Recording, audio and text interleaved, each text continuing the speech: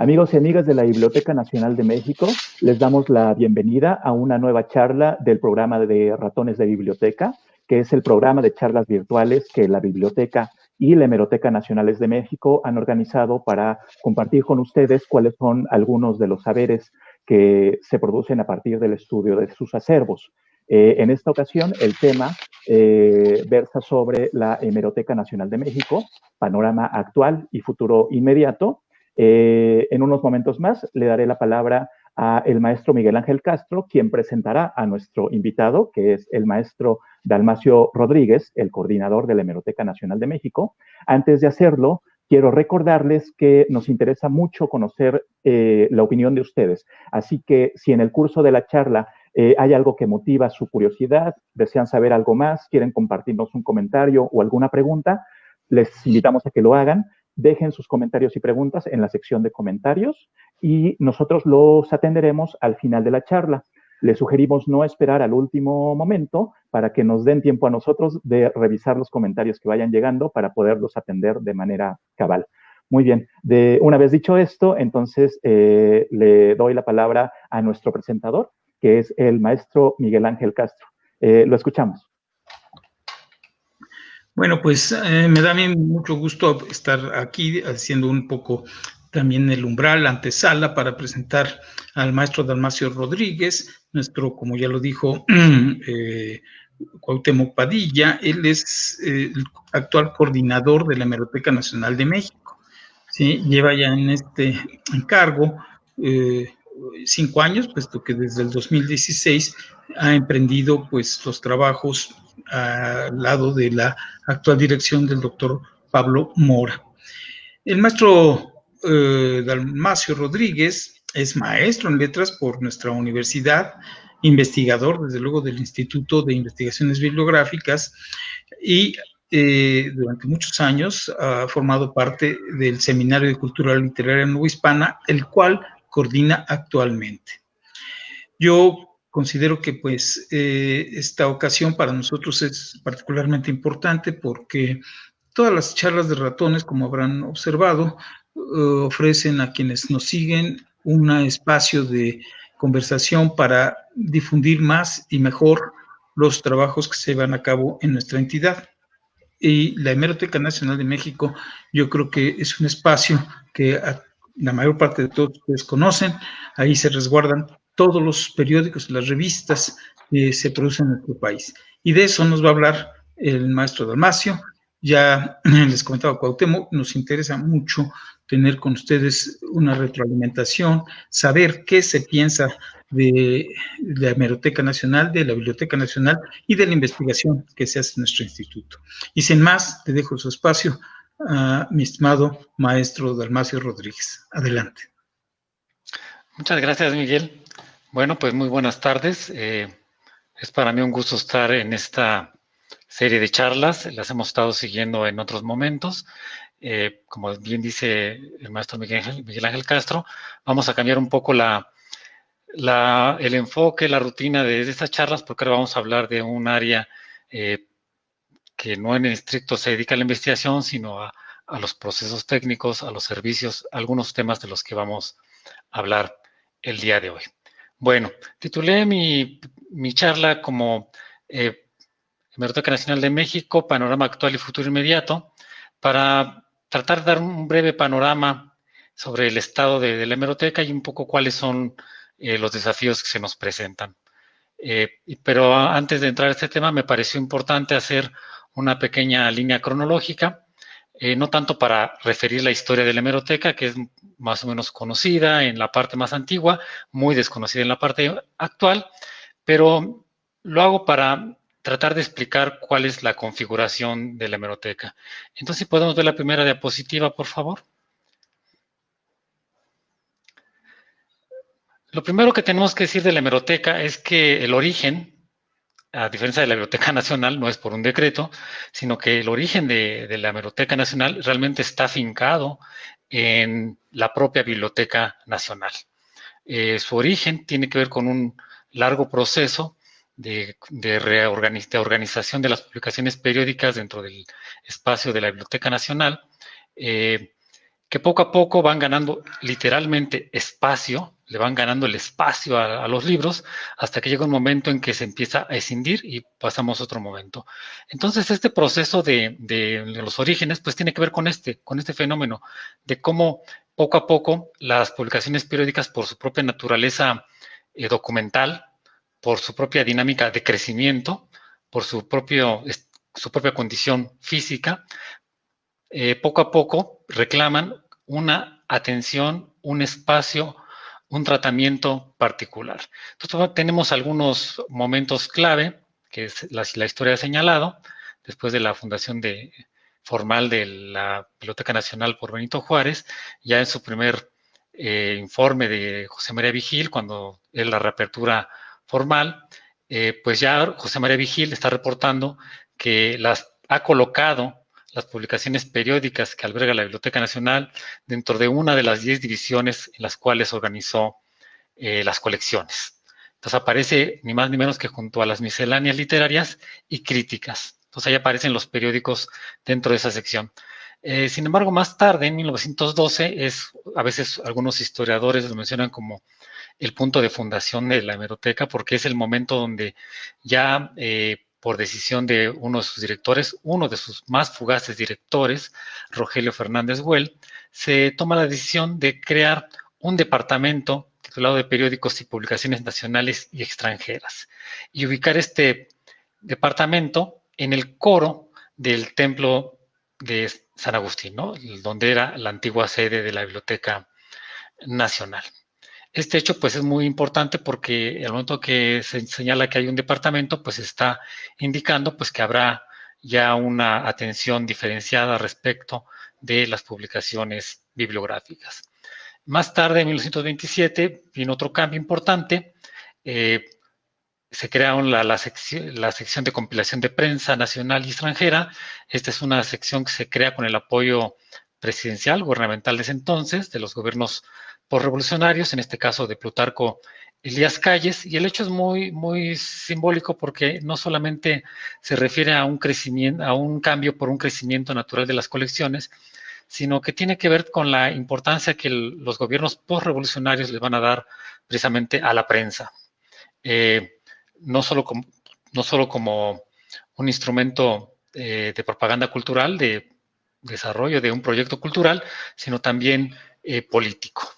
De hecho, a mí me gusta mucho lo que en otras ocasiones ha señalado nuestra querida compañera Irma Lombardo, la doctora Irma Lombardo, que ella dice que la hemeroteca es hija de la revolución. Si bien la Biblioteca Nacional, algunos autores señalan que es hija de la República, pues la hemeroteca para otros autores es hija de la revolución, y no falta razón ciertamente en esta aseveración, aunque creo que también se puede ver desde otro ángulo. Más tarde, en 1932, tenemos nuevamente una reubicación de la sección de periódicos para trasladarse a la sección de la capilla de la Tercera Orden del edificio de San Agustín. Quienes conozcan el edificio se darán cuenta que es uno de los lugares más hermosos, pero también obviamente es un lugar mucho más grande, que es indicativo de que precisamente la colección había estado aumentando considerablemente y que reclamaba un nuevo espacio. Conscientemente me salté una fecha que está ahí en la línea de tiempo, que es 1929, porque considero que precisamente es uno de los, en este momento de transición, el que va a dar origen a la Biblioteca Nacional, obedece mucho a esta fecha, que es 1929. En 1929, como todos ustedes recordarán, pues es la fecha en que se le da autonomía a la universidad, pero no solo eso, también es la fecha en que el Estado mexicano le confiere la custodia de la Biblioteca Nacional a la universidad. A partir de entonces, las decisiones que se toman en torno a la Biblioteca Nacional correrán a cargo de autoridades universitarias. Y precisamente es el punto también de inflexión que va a dar origen a la Hemeroteca Nacional. Si pasamos a la siguiente, por favor. Entonces aquí en esta etapa de la Hemeroteca Nacional, que podemos considerarla como etapa realmente de fundación, pues consta, digamos, de dos momentos clave. Uno de 1942, cuando el rector En ese entonces, Rodolfo Brito Fucher hace una visita a la Biblioteca Nacional, hace un recorrido por los depósitos y se percata algo que sigue siendo como una constante en las publicaciones periódicas, en las hemerotecas, ¿no? La falta de espacio y el problema de su adecuada preservación.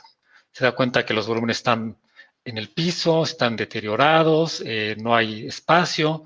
Le parece una situación sumamente grave, alarmante, junto con su comitiva, se reúnen y toman la decisión en ese mismo año de destinar un nuevo espacio para la hemeroteca, pero ya no un espacio dentro del ex templo de San Pedro de San Agustín, sino en un nuevo edificio, también que estaba bajo custodia de la universidad, que va a ser también en el centro histórico, también un ex templo religioso, un templo jesuita, que va a ser el ex templo de San Pedro y San Pablo, ubicado entre las calles de Venezuela, San Ildefonso y el Carmen.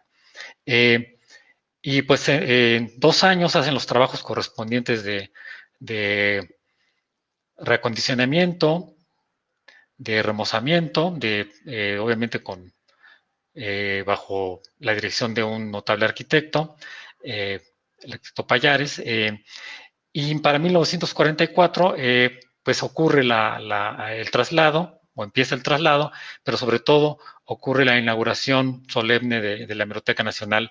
Y este dato se suele recordar mucho digámoslo así, por la pompa de la inauguración. Fue un acto donde asistió no solamente el rector, autoridades universitarias en sus distintos niveles, invitados especiales, intelectuales destacados de la época, el propio el director de la Biblioteca Nacional en ese momento, José Vasconcelos,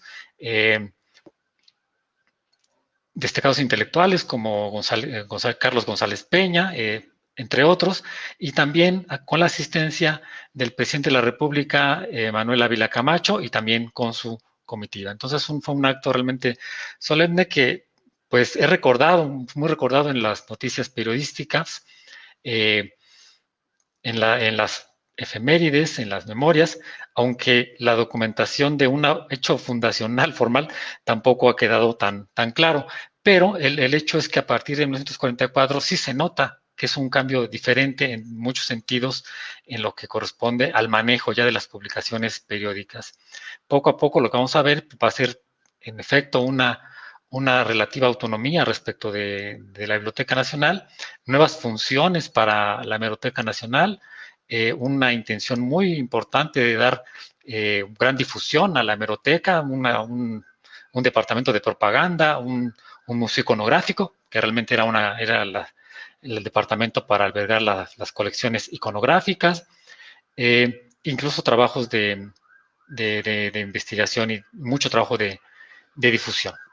Entonces, bueno, este hecho marca, a mi parecer, lo que sería realmente la fundación de la Hemeroteca Nacional. La siguiente, por favor. Sin embargo, también vamos a entrar dentro de unos años en una nueva etapa que también va a estar marcada por una importante decisión universitaria y que va a obedecer precisamente al traslado de la Hemeroteca Nacional a las actuales instalaciones en Ciudad Universitaria, al Centro Cultural de Ciudad Universitaria, junto con la Biblioteca Nacional y junto con el Instituto de Investigaciones Bibliográficas. Bueno, pues aquí lo que hay que señalar como el punto de inflexión es precisamente un cambio en la legislación universitaria, un cambio en los estatutos de la universidad que modificaron pues la estructura administrativa de otras cosas de la investigación y también afectó a la administración de las entidades nacionales que administra la universidad. Entonces, en esta reforma, lo que se establece es que las entidades nacionales deben quedar adscritas a los institutos de investigación. Y en este caso, pues se crea el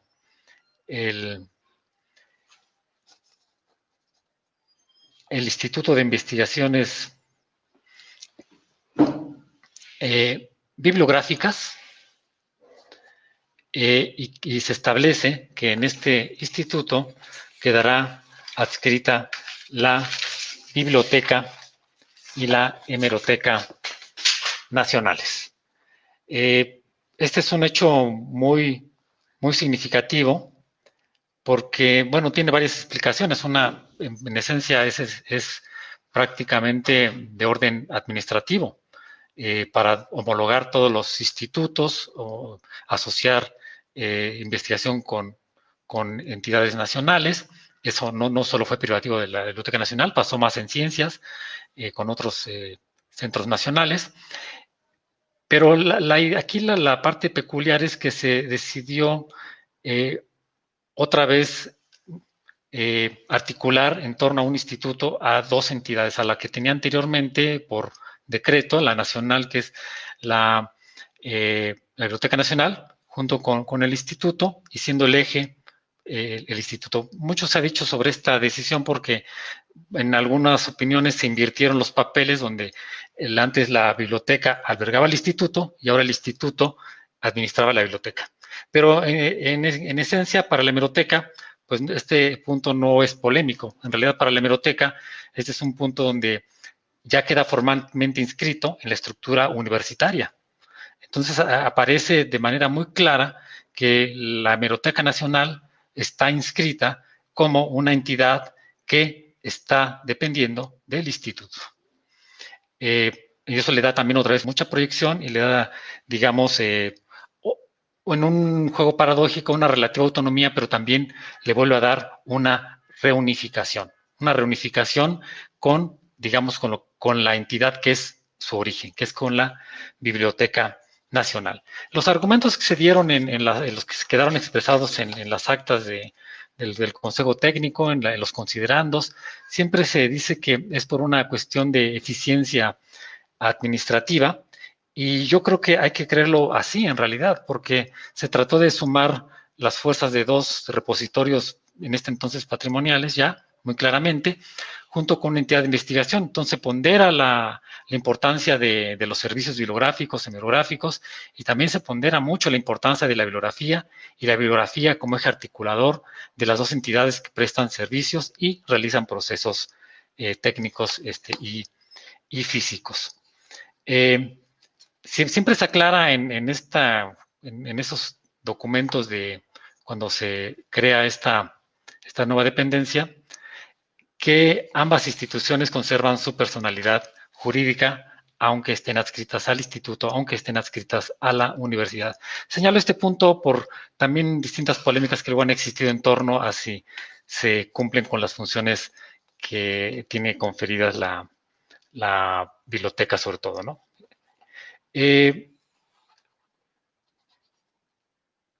Bueno, ese es el primer paso de carácter administrativo y es el que realmente va a dar paso a lo que va a ser luego ya una reunificación no solo administrativa, sino a una reunificación física. Esto tiene que ver con ya no un cambio en la legislación, sino una propuesta para cambiar las sedes de ambas instituciones y trasladarlas a Ciudad Universitaria. Entonces, en 1977 surge el proyecto de construcción de la nueva sede, a donde actualmente está, y finalmente se concreta la construcción, la entrega formal por el presidente José López Portillo, precisamente en una fecha otra vez simbólica de celebración de la autonomía universitaria en 1979. Y a partir de esta fecha, pues quedan plenamente ya integradas hasta la fecha, reunificadas, es un poco la palabra que se maneja, una unificación de la biblioteca, hemeroteca e instituto.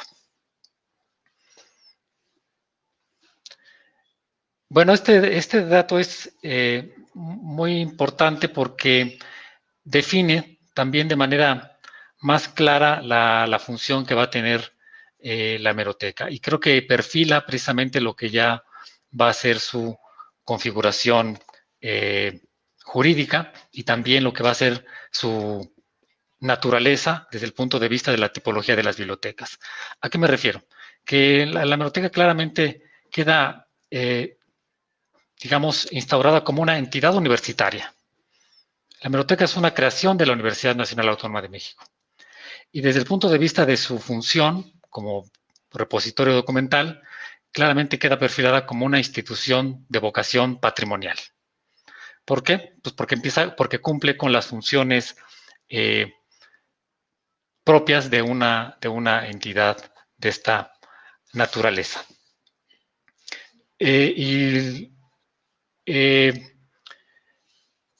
Esto hay que detenernos un poco, muy brevemente, para explicarlo acerca de la naturaleza jurídica, porque uno se puede preguntar, bueno, ¿por qué?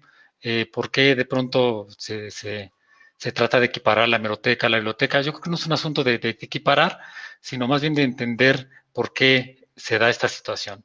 Los argumentos que se han dado desde el punto de vista jurídico, los que ha dado la propia oficina del abogado general, siempre han sido en el sentido de que, a diferencia de, si bien la hemeroteca no cuenta con un documento con un decreto que la faculte para realizar sus funciones, como Biblioteca Nacional, y que realice funciones muy específicas de coleccionar el patrimonio nacional, tampoco aparece inscrita dentro del decreto que faculta a la Nacional para la recepción del depósito legal, como es el caso de la Biblioteca Nacional, y sin embargo cumple estas funciones. ¿Qué es lo que pasa? Bueno, la explicación que se da no es tan complicada en realidad. Lo que se señala es que, en tanto que la biblioteca quedó bajo la custodia de la universidad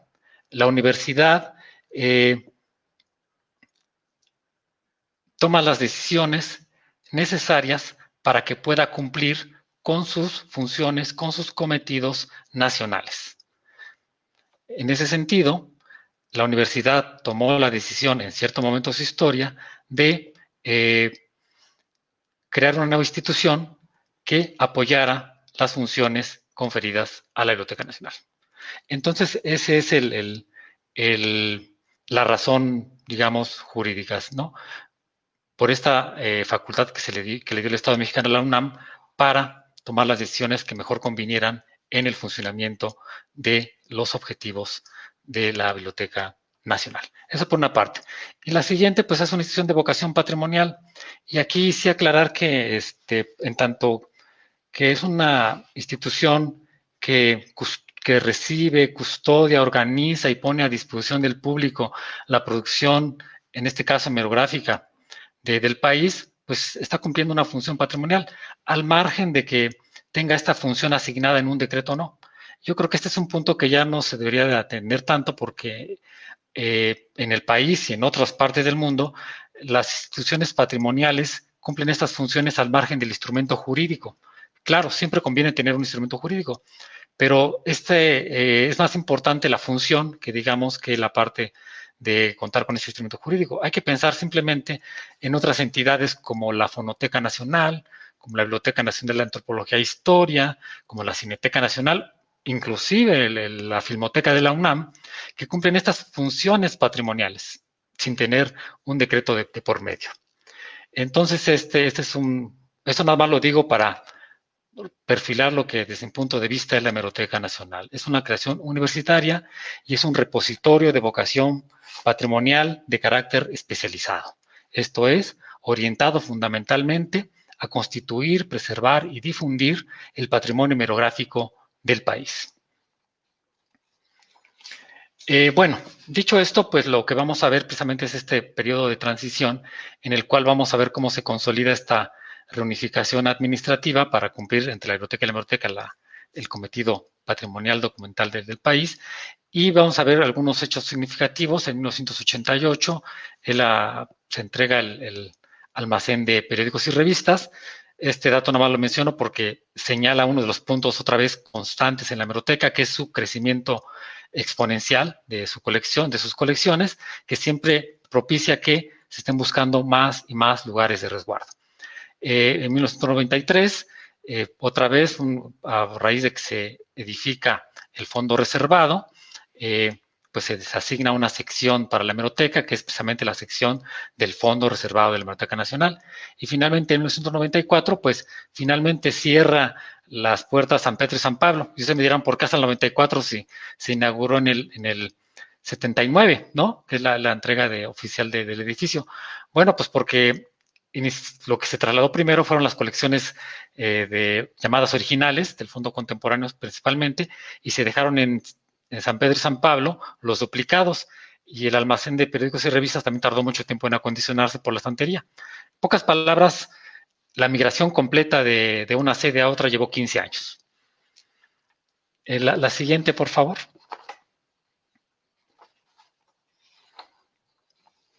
Bueno, sobre todo en la década de los 90 hasta la fecha, me parece que se crea una nueva etapa para la Hemeroteca Nacional, una vez que digamos que tiene consolidada esta línea más patrimonial. Lo señalo este punto porque en otros momentos de la historia la hemeroteca también cumplía unas funciones a veces culturales, a veces educativas, pero ya digamos a partir de que se está instalado en Ciudad Universitaria, se va perfilando mucho esta vocación patrimonial de nuestra institución. Y lo que vamos a ver precisamente ya como un fenómeno muy presente en esta nueva etapa, pues es una constante adaptación de nuestra institución en relación a un entorno muy cambiante. Un entorno muy cambiante no solamente desde el punto de vista de la naturaleza de las publicaciones, que se van transformando tipológicamente, genéricamente, van surgiendo nuevas modalidades, también van cambiando, como no se ha visto en el pasado, los soportes, también van cambiando los medios de acceso a la información, cambia también mucho el comportamiento de los usuarios y los procesos se vuelven más acelerados. Entonces, pues lo que vamos a notar es que es una etapa de una constante adaptación a los distintos cambios que se van presentando, ¿no? Sobre todo de orden tecnológico y también de la forma de acceso a la información. Y son cambios muy grandes, muy grandes, cambios muy profundos que han llevado, marco las fechas iniciales, pero no las finales, porque son cambios que han llevado muchos años, en algunos casos décadas, porque no ha sido tan fácil, por ejemplo, lo que marco ahí, la automatización, pasar, por ejemplo, del Cardex, que era el registro en unas tarjetitas, a de pronto pasar en el orden de la organización documental, a una ficha, a un registro catalográfico en forma de tercer nivel. No es fácil, cuando estamos hablando de varios millones de ejemplares. Tampoco es fácil crear, los catálogos electrónicos, los de préstamo automatizado, crear las nuevas reglas de catalogación. Tampoco fue fácil crear un sistema de indización de publicaciones periódicas y sobre todo, pues, irse subiendo siempre hacia las innovaciones tecnológicas mundiales, y precisamente en los 90, ustedes recordarán, pues es la fecha en que empiezan a surgir por todo el mundo la idea de elaborar las bibliotecas digitales. Y creo que aquí la hemeroteca lo hizo, yo diría que muy bien en tiempo y forma, un trabajo pionero en América Latina, y que empezó en 2002, tiene varias etapas, 2012 una segunda, 2014 otra, probablemente en 2021 otra. Es un sistema que se va robusteciendo, se va perfeccionando, se va corrigiendo, pero es una de las grandes herramientas de la hemeroteca, pues estamos hablando de que se entró a la fase de la digitalización, que es uno de los signos característicos en las tecnologías de la información de la década de los 90, pero no solamente son esos cambios, también va a haber cambios, insisto mucho en el comportamiento de los usuarios. Creo que es la década en cuando se cambia el enfoque que se le da al usuario. El usuario ya no está para tanto para solamente asumir la reglamentación que le imponga la institución, sino que ahora la institución tiene que centrarse en las necesidades del usuario. Poner al usuario al centro también es una característica de la década de los 90 y también ya luego en el siglo XXI, ¿no? Del 2000 en adelante es una de las características y es uno de los procesos también de adaptación muy difíciles para la institución, pero un proceso que sigue en marcha. Y también, pues aquí marco otras fechas importantes, como el 2017, que es la creación del Departamento de Preservación y Reprografía. Me parece que entramos en este periodo a una etapa de la profesionalización de la preservación. Siempre se ha hecho la preservación de todos los repositorios, pero aquí entramos a una etapa de una verdadera profesionalización que ha dado muy buenos resultados. También hablamos aún de una modernización también en cuanto al acceso de información de lo que es el trabajo de indización con una con la publicación de una base de datos que es Siena. En fin, y menciono unos datos, pero solamente para señalar que es un poco la característica de la hemeroteca, la constante adaptación en relación a un entorno muy cambiante. La siguiente, por favor. Bueno, pues aquí vemos un poco algunas imágenes del trabajo cotidiano en nuestras instalaciones, cómo se encuentran. La siguiente, por favor. Y un poco ya nada más para dar la idea de cómo está actualmente la hemeroteca, para cumplir estas 3 funciones que las puedo señalar rápidamente. Hace trabajos de organización documental que están repartidas entre el Departamento de Adquisiciones y el Departamento de Catalogación. Trabajos de preservación, que hay un departamento exprofeso para esta tarea, pero que realmente está repartido en todos los departamentos.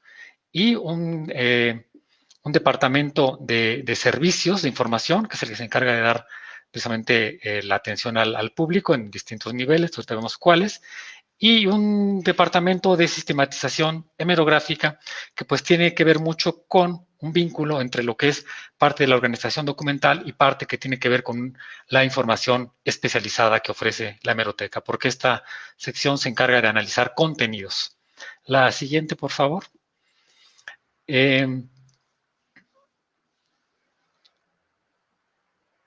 Sí, la siguiente, en cuanto a recursos humanos, ¿qué es lo que tenemos? Pues tenemos una institución que es muy grande y que en realidad no se corresponde con el personal, aunque puede parecer que es mucho. Tenemos 19 técnicos académicos, 17 trabajadores de confianza, 99 trabajadores administrativos de base. Para las dimensiones de la hemeroteca, quiero decirles que no es suficiente. Aquí buena parte de los retrasos, rezagos que de pronto tiene la institución obedecen precisamente a una falta de personal. El siguiente, por favor. Una imagen para ilustrar nuestras instalaciones. La siguiente, por favor.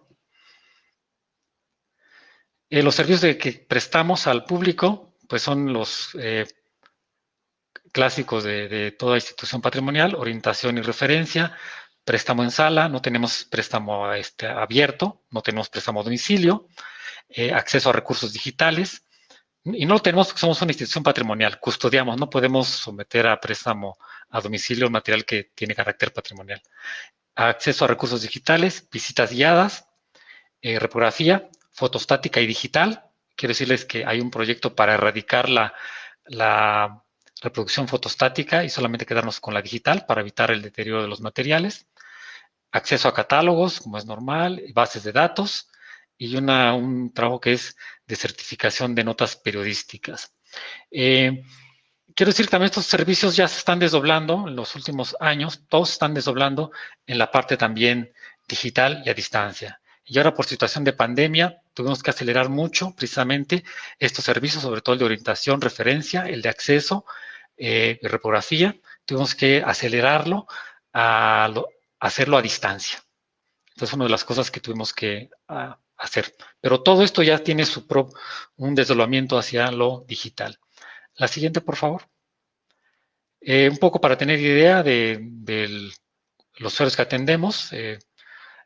Estas son cifras recientes. Esto ya, aunque parece que sean muchos, en realidad ya obedece a un cambio muy drástico que ha ocurrido en todas las bibliotecas. Se llevan a atender a veces hasta más de 100,000 usuarios al año. Es una caída muy importante, pero como ustedes pueden ver, también en los últimos años hemos hecho esfuerzos para tener una recuperación en este tema. La siguiente, por favor. En cuanto al acervo, bueno, pues aquí están los datos duros. Este es lo que estimamos que tenemos, 7,600,049 ejemplares, que se agrupan en aproximadamente 605,000 volúmenes, que corresponden a unos 36,304 títulos. Aquí el dato, quiero mencionarles, es un dato que mencionamos de 4 años. En 4 años recibimos aproximadamente más de 500,000 de ejemplares. Quiere decir que en una década la hemeroteca crece más de 1,000,000 de ejemplares. Ahora entienden por qué el crecimiento y uno de los grandes problemas de la hemeroteca. Y también entienden por qué hablo que el personal que tenemos resulta insuficiente, porque el acervo constantemente crece y el crecimiento implica cada vez mayor atención al acervo. La siguiente, por favor. Esta es nuestra colección. Nuestras colecciones son muy sencillas. Habrá que reformularlas ciertamente ya en esta nueva época, atendiendo más las colecciones digitales, un nuevo enfoque, pero es muy sencilla. Nuestras colecciones, fondo reservado, fondo contemporáneo, fondo reservado, publicaciones antes de 1916 o hasta 1916, fondo contemporáneo, 17 hasta la actualidad, divididas por tipología documental, divididas por regiones, publicaciones de los estados, publicaciones de historietas, pasatiempos, revistas religiosas, etcétera, ¿no? Pero la división es básicamente regional y por tipología documental. La siguiente, por favor. Bueno, también los datos de una de las herramientas más importantes de la hemeroteca, que es la Hemeroteca Nacional Digital, este repositorio que le digo que tiene desde 2002, que inició el proyecto, y hasta la fecha, un instrumento que se robustece todos los días, aunque parece que pronto está estancado, pero se ha trabajado mucho en un proyecto de crecimiento y de actualización del sistema. El siguiente, por favor. Un poco los datos, tiene cerca de 8 millones de imágenes que corresponden a 941 títulos, la mayor parte de ellos del siglo XIX. Por cuestiones de derechos de autor se privilegió siempre la digitalización de materiales que estuvieran en dominio público. La siguiente, por favor. Bueno, un poco aquí ya entrando a los temas de los antiguos y nuevos desafíos de la Hemeroteca Nacional, creo que por lo que he dicho se puede entender un poco que tenemos una serie de desafíos que pues ya no parecen desafíos, ya parecen que son situaciones crónicas de la hemeroteca, que responden a la naturaleza propia de la institución, que tiene que ver esencialmente el crecimiento exponencial de las colecciones, la fragilidad de las publicaciones periódicas, lo que lleva siempre a estar lidiando con la saturación de los espacios y con la conservación en buen estado de los materiales. Entonces tiene que invertir siempre mucho en estos temas, se tiene que evitar siempre la saturación y se tiene que siempre procurar diseñar estrategias adecuadas de preservación para no caer en un deterioro masivo de las publicaciones que podrían llevar a la pérdida. Entonces, por eso uno de los principales desafíos que tiene la hemeroteca de siempre, pues es ampliar y completar, el segundo es optimizar y ampliar espacios, ¿no? Porque la hemeroteca como institución patrimonial no descarta, siempre crece. Es como una persona que acumula ropa toda la vida, no saca su ropa, siempre la tiene que tener en un closet y seguir haciendo más y más espacios de almacenamiento porque no la puede desechar. Entonces, esta es una situación concreta de la hemeroteca que lo obliga siempre a estar buscando cómo optimizar los espacios disponibles y cómo ampliar los espacios, cómo ganar más espacios. Luego tenemos el tema de ampliar y completar colecciones, porque la hemeroteca siempre está mirando al pasado y al presente y al futuro. No conozco ninguna hemeroteca que tenga las colecciones completas. Y por los vaivenes del depósito legal, por el incumplimiento también histórico de los editores, por la a veces naturaleza tan complicada de identificar los centros de producción de las publicaciones periódicas, siempre hay colecciones faltantes. Y siempre dentro de una colección, títulos faltantes, ejemplares faltantes, pero también colecciones por formar. Entonces, esa es una tarea permanente de la hemeroteca, estar ampliando y completando sus colecciones. Siempre para eso hace uso de presupuestos, es una situación otra vez muy costosa, pero es un aspecto fundamental para cumplir con su misión de formar el patrimonio nacional. Luego, otro de los grandes desafíos pues, es incrementar el depósito legal. Andamos en menos del 30% de la recepción. Otra vez, es una situación que desde los orígenes, desde que la hemeroteca lleva a cabo la función de hacer valer esta obligación a los editores, nunca la ha solventado satisfactoriamente. Y el otro punto es, pues, impulsar hoy en día todo lo que tiene que ver con la cuestión digital, incrementar los productos digitales, pero no solo los productos, o sea, no solo las colecciones digitales, las que sean por reformateo o las que ya nazcan digitales, sino también impulsar los servicios digitales. Este es sin duda uno de los desafíos que ahora en la pandemia lo vemos con más claridad y más urgencia. Y finalmente, otros 2 puntos rápidamente: impulsar la preservación digital, que va aparejada con el crecimiento de lo digital, pues ahora surge el problema de cómo preservar lo digital. Y un punto también que es muy relevante, que es estar siempre atento a satisfacer las nuevas necesidades de información de los usuarios, lo cual otra vez en esta época de pandemia hemos visto cómo los comportamientos de los usuarios se están transformando también rápidamente y tenemos que estar atentos para satisfacer sus nuevas necesidades. La siguiente, por favor. Bueno, para cumplir con estos desafíos, la hemeroteca sigue una serie de pautas básicas, que es buscar la cooperación. Esta tarea no la puede hacer la hemeroteca sola, tiene que buscar cooperación con otras instituciones, tiene que ser un punto fundamental, alianzas con otras hemerotecas, otros repositorios, otras entidades patrimoniales. También un aspecto importante es la coordinación, bajo este esquema de la reunificación, coordinarse mejor con los propios departamentos, con los departamentos de la Biblioteca Nacional, con el instituto. La profesionalización constante es fundamental. La transversalidad creo que es también un aspecto sustancial. La verticalidad suele ser lenta, suele ser hoy en día hasta ciertamente autoritaria. Hoy se prefiere aprovechar más las iniciativas que se dan en los niveles horizontales para generar dinámicas particulares que resuelvan más a tiempo los problemas. La actualización, pues creo que es una obviedad, y la innovación tecnológica. Hoy en día somos unos dependientes de esta constante transformación de las tecnologías, sobre todo de la información. La siguiente, por favor. La siguiente, por favor. Bueno, y aquí ya algunas líneas concretas que están relacionadas con los desafíos.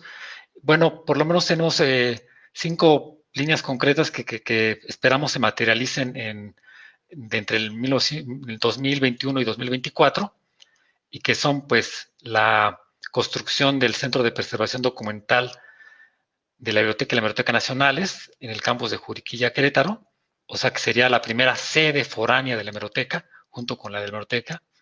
Estaremos hablando de un trabajo, de una nueva etapa, porque estaríamos hablando de una descentralización, de una regionalización, y por supuesto, tratando de implementar todas las innovaciones y toda la actualidad tecnológica y también normativa, ¿no?, del caso. También otro propósito es impulsar la recepción del depósito voluntario de publicaciones digitales.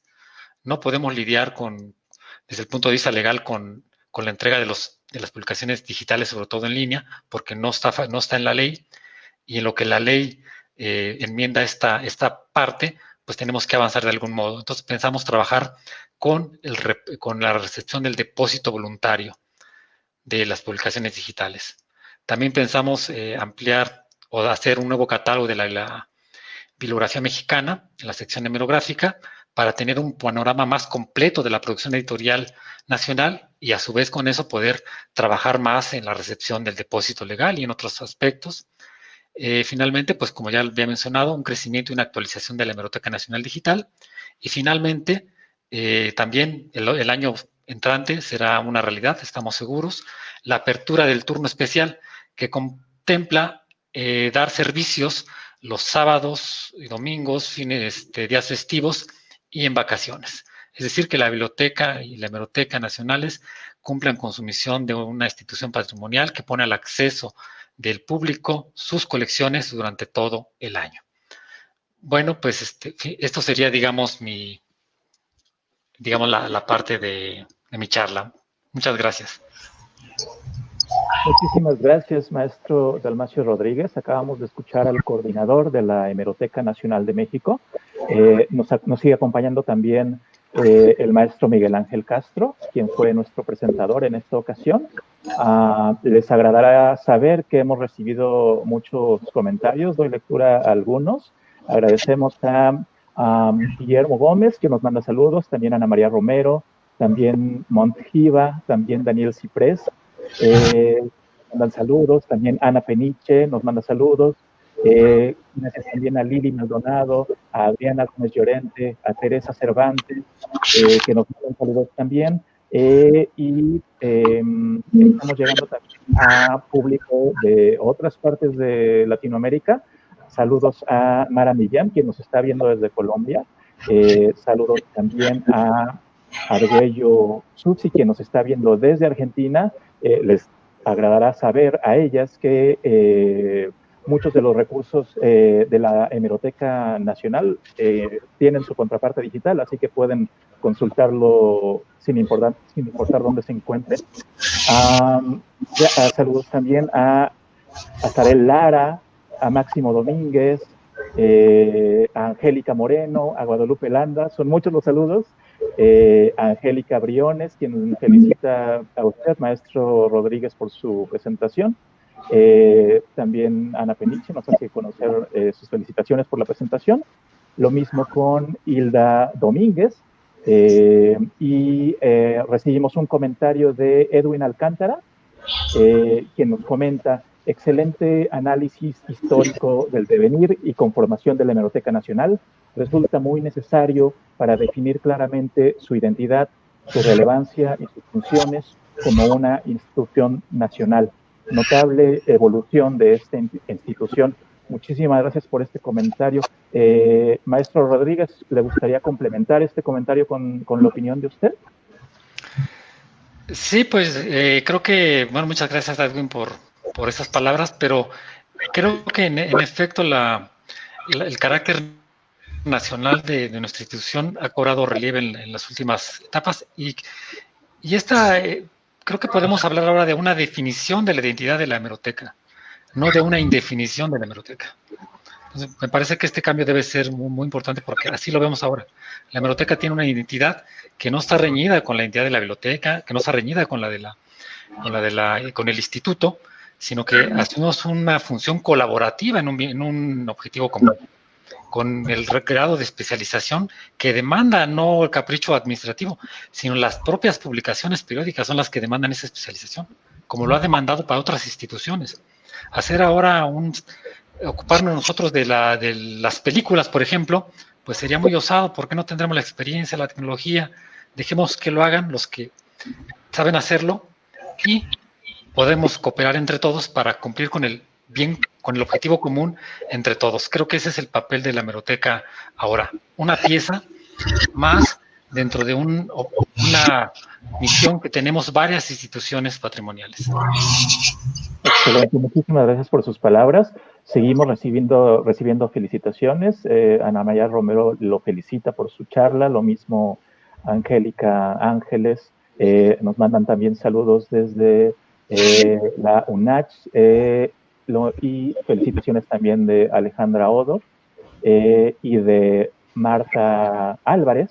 Y recibimos una pregunta más, le doy lectura. A Oscar Molina nos comenta: ¿hay algún material para poder ayudar a preservar periódicos que fueron impresos en los años 70?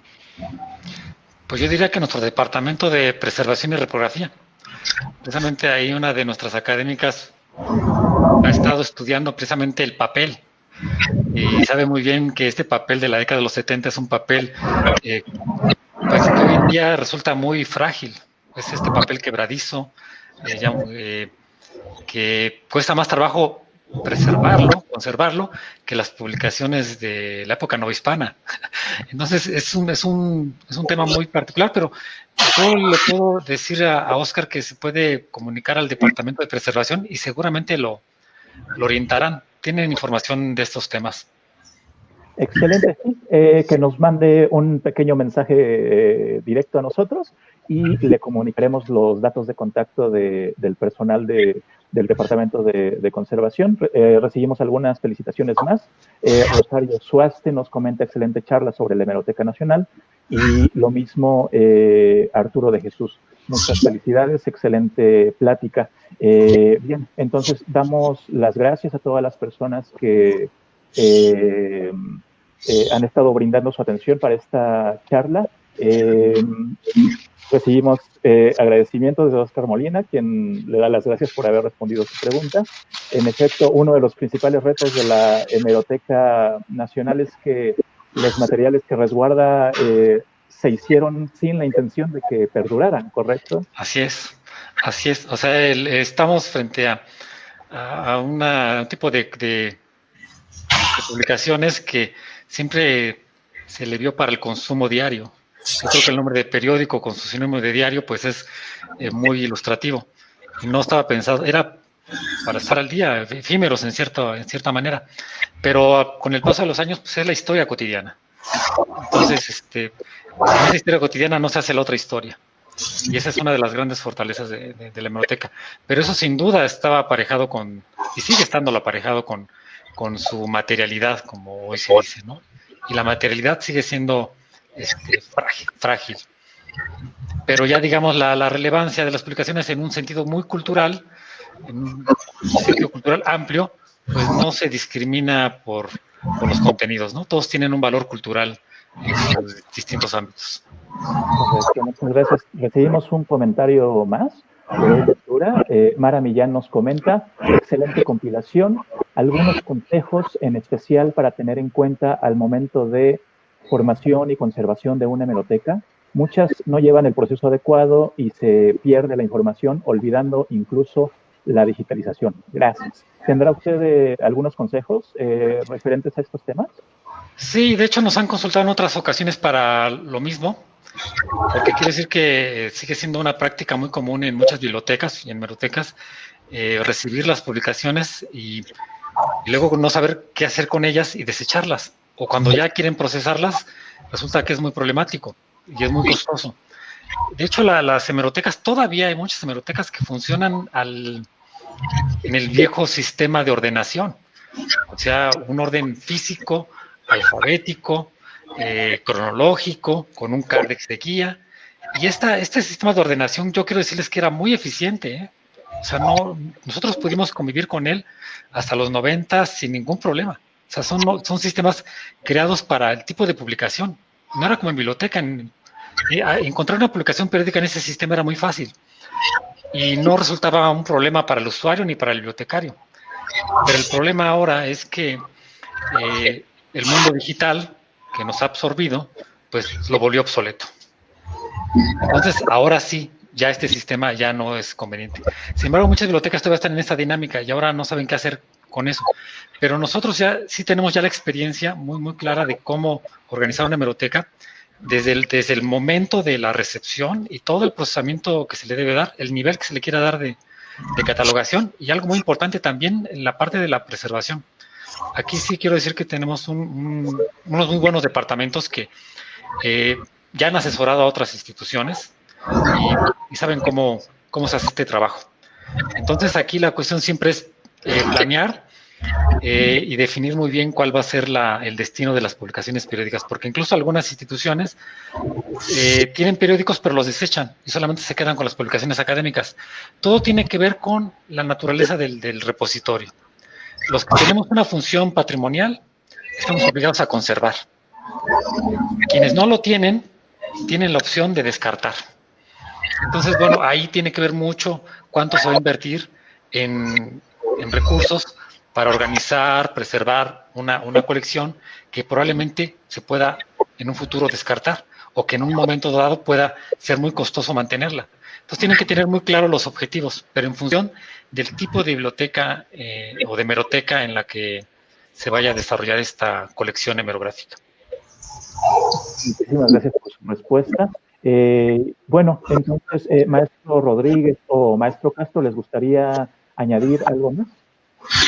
Bueno, yo nada más creo que ha sido muy completa la explicación, la historia, todas las felicitaciones. Hay mucha gente de casa que está opinando y me da mucho gusto ver eso, pero nos interesa también que sean personas no de casa, que nos acompañen, nos hagan llegar más adelante sus dudas, siga replicándose esta charla, esta conferencia que nos ha dado. Y nada más invitarlos que justamente hoy por la mañana les compartimos una información que se está llevando un foro internacional sobre bibliotecas nacionales de Iberoamérica.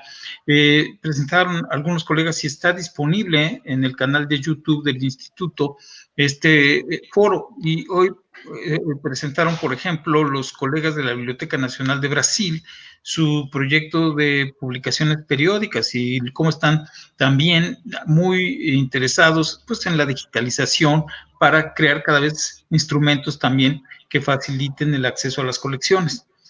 Y eso, pues, es una invitación a aquellos interesados para que vean en qué lugar se encuentra nuestro país, nuestra Hemeroteca Nacional, que como ya lo explicó, creo que da gusto a ver estos panoramas porque nos permiten ver si estamos en el camino indicado o no, y por un lado, y por otra parte también los desarrollos y avances que hemos alcanzado. Yo debo decirles con gusto que creo que pues ya lo dijo muy bien el maestro Dalmacio, vamos en el camino adecuado, se ha aprendido mucho porque la historia pues también nos ha enseñado que pues la publicación periódica ya no es ese periódico que se usaba, ¿verdad?, para envolver productos y desecharlos. El periódico contiene historia y es un documento muy apreciado ya, pues por todos los historiadores de nuestra cultura, y creo que en ese sentido, pues la responsabilidad que está cumpliendo va de acuerdo con ese, digamos, el papel, valga la redundancia, del periódico en nuestra cultura, en nuestra sociedad. Así que yo felicito al maestro Dalmacio, ha sido muy claro y preciso cómo nos ha llevado de la mano por la historia de la Hemeroteca Nacional, que se encuentra, como ya lo dijo él, bajo la administración de la Universidad Nacional Autónoma de México. Muy bien. Maestro Rodríguez, ¿le gustaría añadir algo más antes de que concluyamos? Solamente agradecerles su paciencia, su atención, invitarlos a hacer uso de nuestra hemeroteca. Ahora visitarnos virtualmente cuando regresemos a la nueva normalidad, que nos visiten físicamente, se van a dar cuenta que es una experiencia muy enriquecedora, van a encontrar cordialidad, ténganlo por seguro, y pues que no se pierda esta buena costumbre de consultar los periódicos, de leer los periódicos en los viejos formatos, los nuevos formatos. Dentro de un tiempo también daremos algunos recorridos de experiencia, ¿verdad? Para los que no conozcan los materiales impresos, pero no dejar de hacer uso de estos recursos, ¿no? Creo que son muy relevantes. Estamos en un momento de transición. Todavía el papel es muy importante. Nosotros no vamos a renunciar al papel, como se habló un poco en las conferencias de las que hablaba el maestro Castro. Hay muchos procesos que siguen. O sea, aquí la tecnología tampoco no desplaza todo la tecnología, ni la modernidad desplaza al pasado. Estamos constantemente haciendo usos híbridos de tecnología, microfilmación, digitalización, tecnologías, no solamente las digitales, las viejas tecnologías. Y también los servicios tampoco todos son digitales. Entonces estamos en un proceso de transición y yo diría que de coexistencia, y no creo que desaparezcan lo tradicional, creo que va a coexistir. Entonces, bueno, pues esa es la invitación para que cuando regresemos a la normalidad también acudan a nuestras instalaciones para que conozcan esta doble faz de la hemerografía. Excelente. Muchas gracias. Antes de que concluyamos, recibimos una pregunta más, le doy lectura. Mara Millán nos pregunta, ¿existen algunos parámetros establecidos para la recepción del material o es no limitativa para quien realice el donativo o aporte? ¿Cómo se manejaría mejor? Bueno, la recepción en un sentido amplio, tenemos la recepción por depósito legal, que es una obligación de los editores de entregar sus publicaciones, 2 ejemplares, esa es la parte legal, ¿no? Ahora está también otra parte de recepción, que es voluntaria, es por donación. Para la donación tenemos unos criterios, unas políticas. ¿Cuáles son esas políticas? Básicamente, que las colecciones que se nos ofrezcan en donación o los títulos que se nos ofrezcan en donación nos ayuden a completar nuestras colecciones o a sustituir algunas partes de nuestras colecciones, ¿no? Ese es el parámetro. Como también mencioné, es costoso mantener una hemeroteca por los procesos de conservación, por los temas de almacenamiento. Entonces tampoco la hemeroteca puede aceptar, digamos, tantas donaciones de materiales que ya se tengan, hasta un triplicado, digamos, tenemos sobre todo original y duplicado. y cuando son muy relevantes las publicaciones de un uso muy constante, tenemos hasta un tercer duplicado, pero fuera de eso ya no podemos, digamos, aceptar más. Entonces, ese es el criterio. Como eso es muy complicado, siempre quien ofrece una donación manda los datos de lo que ofrece y nuestro departamento de adquisiciones hace, junto con el departamento de servicios de información, hacen las correspondientes, corroboran la información y ya dependiendo de cuál sea la situación, pues se responde a la donación. Pero quiero decir que es un mecanismo muy relevante también para la hemeroteca. No solamente enriquece sus colecciones con el depósito legal, sino muchas veces con las donaciones, y han sido unas fundamentales para nuestra actividad cotidiana. Y la otra, pues también es por compra, ¿no? En nuestro caso. Pero básicamente la donación, ese es el criterio.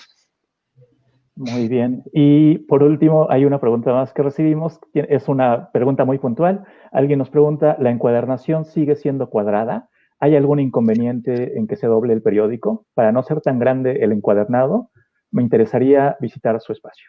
Entonces, en cuanto a la encuadernación. Sí, sigue siendo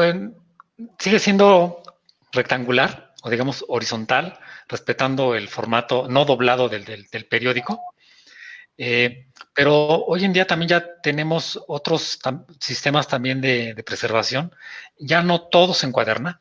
Uno también para abaratar costos, también hay que decirlo, pero también para tener otras modalidades, otras condiciones para digitalizar, por ejemplo, o para preservar el material. Hoy en día también estamos utilizando cajas para algunos periódicos y cajas para revistas. Y sobre todo el material duplicado, una parte del material duplicado ya está yendo en cajas. El material de servicio sigue siendo conveniente encuadernarlo porque es para servicio. Entonces el usuario no desprenda, no desorganice, pero el que se va duplicado, que es más de preservación, ese ya en algunos casos se está yendo en cajas. Y eso tiene ya muchas ventajas también para la preservación. En algún caso de las revistas, ahorita están ensayando unos nuevos modelos de encuadernación, por ejemplo, para las historietas, donde no conviene encuadernar, porque se pierde la secuencia de la gráfica, la narrativa gráfica, se pierde cuando se encuaderna. Entonces ya se están utilizando unas encuadernaciones hechas en casa que son flexibles y desmontables. Entonces hay también todo una serie de innovaciones también en este tema que nos permiten, dependiendo del tipo de publicación, tomar las decisiones más adecuadas para su preservación y para su mantenimiento para el público. Y sí, también tenemos ya últimamente habilitados unos servicios de visitas guiadas donde no solamente se visita el área de servicios y el edificio, sino también ya en las áreas de procesos técnicos, para quienes quieran ver el material que recibimos, para que nos crean que cuando hablamos de la hemeroteca lo medimos por metros cuadrados, metros cúbicos, metros lineales, por toneladas, como quieran, pero así podemos medir el acervo. Entonces tenemos el lugar de adquisiciones donde se puede ver cómo llegan los materiales, el área de preservación, el área de digitalización. Y aquí, la parte técnica, también podemos habilitar visitas guiadas cuando regresemos de la pandemia. Excelente. Y una última pregunta, antes de que concluyamos. Samara Parker nos pregunta, ¿cómo catalogan los periódicos? ¿Qué nos puede decir sobre eso? Bueno, es una pregunta muy interesante porque han de saber que no todas las bibliotecas catalogan los periódicos. Sigue estando el sistema, aunque sea automatizado, pero el sistema de Cardex, que es el sistema de registro de título y luego ir señalando cómo llegan los ejemplares. Eso lo utilizan, creo yo, la mayoría de las hemerotecas. La hemeroteca tomó la decisión en 1992, cuando se creó su departamento de catalogación, de establecer una catalogación que se llama de tercer nivel, que quiere decir que se hace una descripción, digamos, parecida a la que se hace de un libro, tomando la mayor parte de los datos de la publicación. Y la idea con estas catalogaciones es como tener una pequeña historia de la publicación, porque las publicaciones periódicas, a diferencia de los libros, es un título único, aparece y termina. En cambio, las publicaciones periódicas puede continuar muchos años. Tenemos las publicaciones periódicas más antiguas de más de 100 años. ¿Qué pasa en 100 años? Cambian los editores, los presidentes, los formatos, las épocas, los tirajes. Todo eso se pretende que se vaya quedando asentado en el registro catalogado. Por eso es una catalogación de tercer nivel, una catalogación que describe a la publicación como título, y también va contando un poco su historia.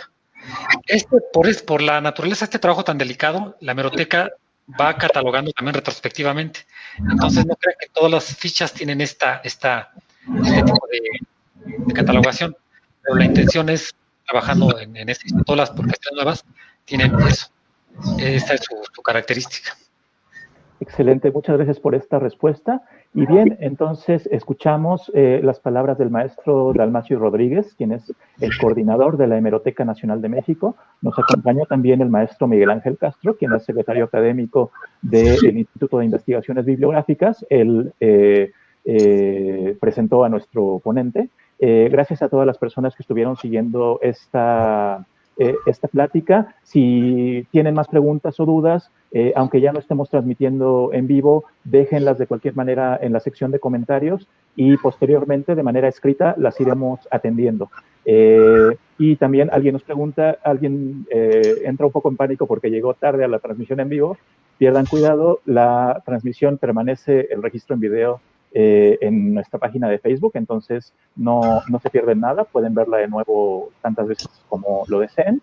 Y por último, quiero invitarles a que nos acompañen la próxima semana, el próximo 12 de noviembre, nuestra charla de ratones de biblioteca versará sobre las cartillas del Conde de la Cortina y la difusión del conocimiento en la primera mitad del siglo XIX. Y quien nos acompañará será Erika Madrigal. Entonces, es un tema muy interesante. El Conde de la Cortina es un personaje central de la cultura mexicana del siglo XIX, así que los esperamos este 12 de noviembre a las 6 de la tarde en vivo por nuestra página de Facebook. Le doy las gracias al maestro Dalmacio Rodríguez, le doy las gracias al maestro Miguel Ángel Castro y por último le doy las gracias a todas las personas que nos permitieron llegar a sus pantallas.